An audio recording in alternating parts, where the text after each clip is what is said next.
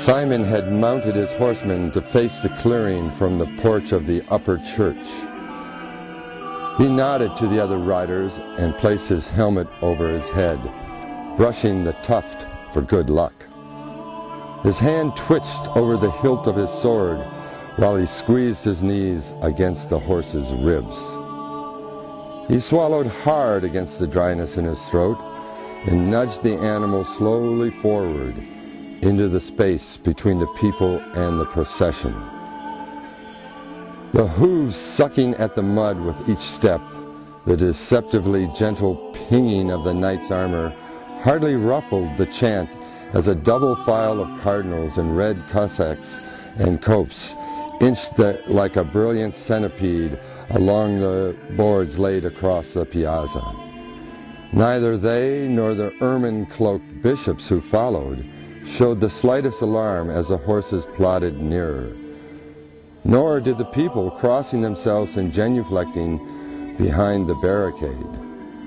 And why should they? These were the warriors of the Rocca Piata, the hilltop fortress that protected the city from danger.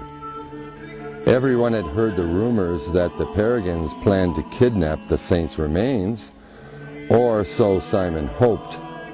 Surprise would be his best ally. Behind the bishops marched the friars, and at the heart of their column, the coffin bearers. They crossed the piazza along the ledge of the embankment that marked its southern boundary. The crucifix, cardinals, and bishops had already disappeared down the dirt path leading to the lower church and waited in formation in the courtyard outside. Simon's moment had come. When the coffin tipped down the path also, he yelled, "Adesso, now!" and dug his spurs into his mount. The animal bolted into the line, smashing out with its front hoofs as he had trained it to do in battle. Bones snapped and a friar disappeared under the charge with a cry of pain. Another dove over the embankment to avoid the huge horse. Simon grinned beneath his helmet and slashed wildly with his blade.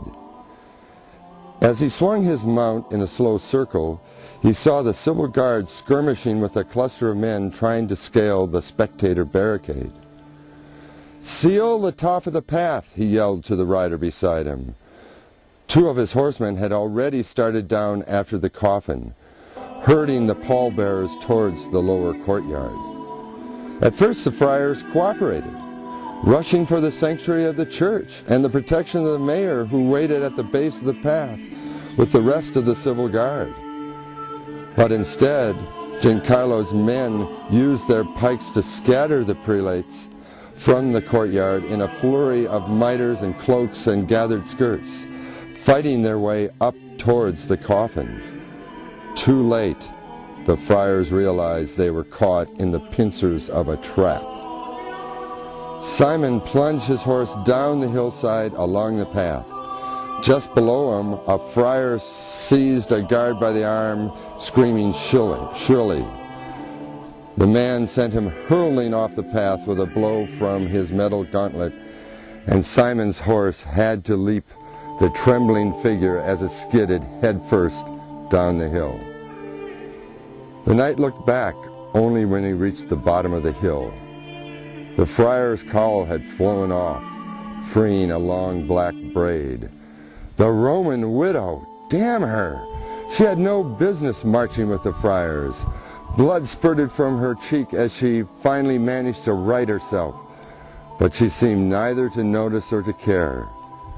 She shook her fist, and her green eyes blazed at him. "How dare you, Simon?" she shrieked.